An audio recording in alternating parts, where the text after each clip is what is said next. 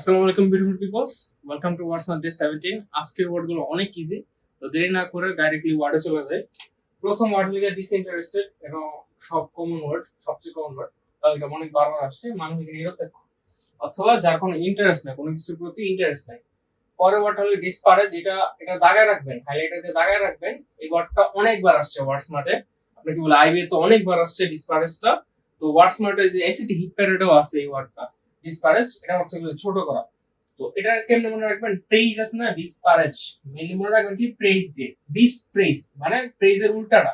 ডিসপারেজ মানে কি কাউকে ছোট করা অথবা হেয় করা। পরের ওয়ার্ডটা হলো ডিসপারেট, এটা হলো আলাদা করা। তো এটা মনে রাখবেন সেপারেট দিয়ে, কি দিয়ে? সেপারেট দিয়ে। তারপরে ওয়ার্ড হলো ডিসেমিনেট, আপনার এটা হলো মানে জ্ঞান ছড়ায় দেওয়া, অনেকের কাছে পরিচয় দেওয়া।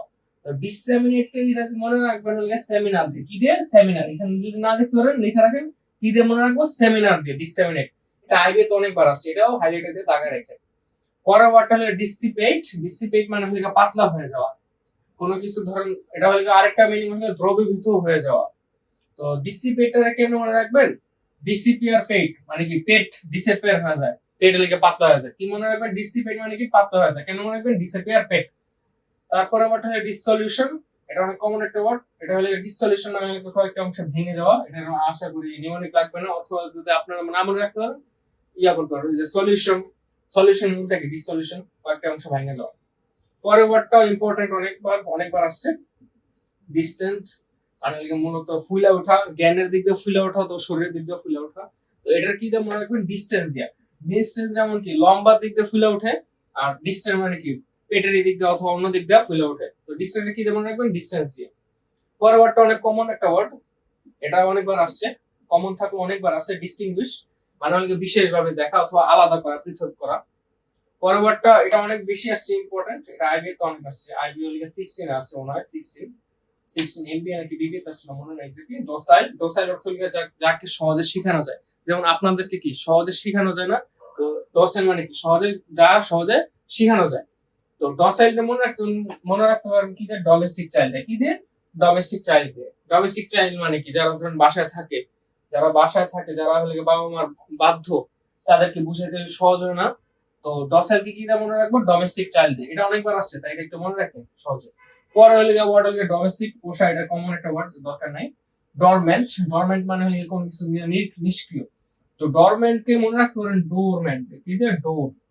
ডোরম্যান। ডোরম্যান কি নিষ্ক্রিয় থাকে না, অথবা ডোরেমন দিয়েও মনে রাখতে পারেন। ডোরেমন কি নবিতা যা চায় তাই দিয়ে দেয় না?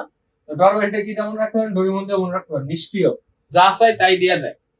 পরের ওয়ার্ডটা অনেকবার আসছে, আজকের word of the day dubious, অনেকবার আসছে এটা। ডুবিয়াস মানে হলো সন্দেহজনক। তো মেইনলি ওয়ার্ডটা আছে ডাউট থেকে আসছে ডুবিয়াস। তো ডাউট দিয়ে মনে রাখেন, সমস্যা নেই। পরের ওয়ার্ডটা কমন ওয়ার্ড ডুপ্লিসিটি মানে ভণ্ড।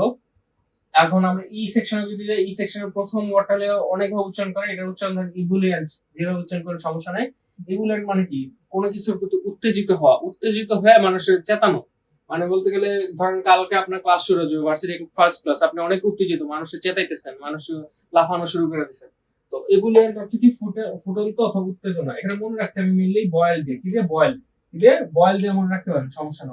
অন্যভাবে মনে রাখতে পারেন, অথবা বুল দিয়ে মনে রাখতে পারেন। বুল মানে কি সাপ, ওইদিকে মনে রাখতে পারেন, সমস্যা নেই। যে কোনো ভাবে মনে রাখতে পারেন, এটা ভুল দিয়ে মনে রাখতে পারেন। ভুল মানে কি ফুটান্ত উত্তেজনা থাকে। পরের ওয়ার্ডটা হলো কি এক্সেন্ট্রিক। এক্সেন্ট্রিক মানে কি পাগলা, মানে গতানুগতিক নয়, কোনো মানুষ গতানুগতিক নয়। তো এটা মনে রাখবেন কি এক্সেন্ট্রিক মানে কি? এক্সেন্ট্রিক মানে যে নিজের নিয়ে খালি ভাবে, যারা নিজের নিয়ে ভাবে তার কি হয়? স্বাভাবিকভাবে পাগলা হয়, অথবা একটু গতানুগতিকের বিপরীত হয় না। তো এক্সেন্ট্রিক কি যেমন রাখবেন? যে এক্সেন্ট্রিক নিজের নিয়ে যারা ভাবে। পরের ওয়ার্ডটা ইম্পর্টেন্ট, একল্যাকটিক মেইনলি আসলে ইলেক্টর থেকে অথবা ইলেকশন থেকে। একল্যাকটিক কি যেমন রাখবেন? ইলেকশন যেমন রাখবেন, সহজে মনে রাখা পসিবল। আর আজকে লাস্ট ওয়ার্ড, এটা অনেক ইম্পর্টেন্ট, এটা অনেকবার আসছে। এডিফাই মূলত কাউকে বলে গিয়ে শিক্ষা দেওয়া অথবা আলোকিত পথের শিক্ষা দেওয়া। এখনকার যুগের টিচার না, মানে ধরেন মানে যারা হলে আসল নীতি কথা বলতে পারে, অথবা যারা আসল স্টুডেন্টদের একদম প্রভাবিত করে দিতে পারে। যেমন ধরেন আগে আপনি মদ্যপান করতেন, এমন একটা টিচার আসলে লাইফে যে আপনাকে মদ্যপান থেকে বাদ দিয়ে ডাইরেক্টলি ইয়াতে নিয়ে গেছে, ধরেন ধর্মের পথে নিয়ে গেছে, ধর্মের পথ বাদ দিলাম, ধরেন আপনাকে একদম ভালো পথে নিয়ে গেছে, ভালো জায়গায় নিয়ে গেছে। তো এডিফাই অর্থ কি আলোকিত পথের সন্ধান, তো এটি বাইরে মনে রাখবেন কি দেয়া, মডিফাই দেয়া। তো আজকের এই ওয়ার্ড গুলো অনেক ইজি ছিল, তারপর বারবার প্র্যাকটিস করবেন, এর আগের ওয়ার্ড গুলো প্র্যাকটিস করবেন, ডে 18 কি বলে ডে 16 তারপর ডে 15 এগুলো একটু বেশি প্র্যাকটিস করবেন, ঠিক আছে?